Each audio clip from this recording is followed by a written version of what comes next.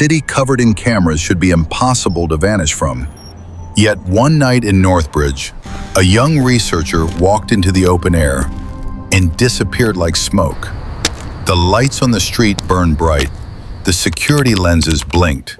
Everything looked normal. But in the space of 9 minutes, whispering, the city lost sight of him forever. Elias Mora wasn't a celebrity. He wasn't wealthy.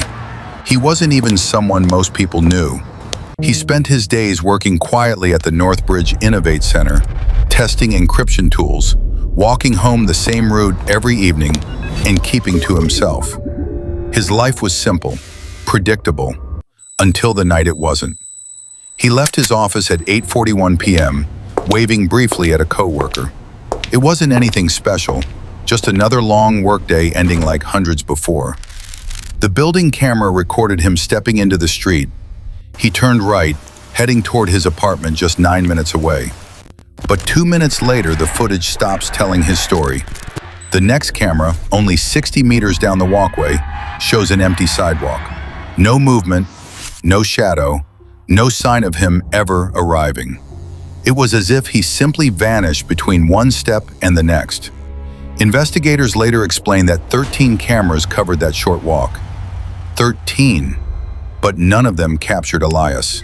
On all 13 feeds, the same strange pattern appeared. Each camera suffered a brief blackout lasting only seconds, staggered so perfectly it didn't trigger any alarms. The city didn't even know anything was wrong. Hours later, just after 9 p.m., a small glow appeared on the city's signal map, a short spike from Elias's phone, coming from the abandoned industrial district. The signal lasted 4 seconds. Then it disappeared again, this time for good. A restaurant worker nearby remembered hearing a van's engine rev hard and fast, tearing down the street. He remembered how its headlights cut through the fog, how it looked out of place in such a silent part of the city. But the cameras facing that direction showed nothing. For the first time, the city's smartest systems were blind. Officials searched through the night. Roads were blocked. Drones swept the river. Patrols formed a ring around the district. Dogs tracked scent trails that stopped at a dead end, as if the trail had been washed out of existence. By dawn, the city realized it was facing something it had never prepared for. Northbridge had always believed its surveillance grid was unbreakable. People trusted it the way earlier generations trusted streetlights or locks. It was routine, invisible, and supposedly foolproof. But the disappearance of one quiet researcher exposed a truth the city never wanted to face. No system, no matter how advanced, is perfect. Some believed Elias had been targeted for his work, that someone wanted the knowledge inside his mind. Others believed the blackout was accidental, a rare hardware collapse timed too well to be coincidence. A few whispered that Elias himself might have engineered his own disappearance, using skills no one knew he had. But there was no note, no explanation, no clues. His family described him as gentle, private, and deeply dedicated to his work. They waited every night by the phone, hoping it would ring. It never did. Neighbors left candles on the path he used to walk. In a city obsessed with data, people were reminded that behind every signal is a human being who can be lost in an instant. Experts later tried to explain the event.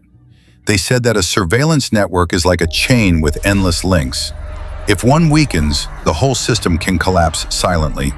They said the case revealed how one coordinated action, done with perfect timing, can turn a city of eyes into a city of blind spots.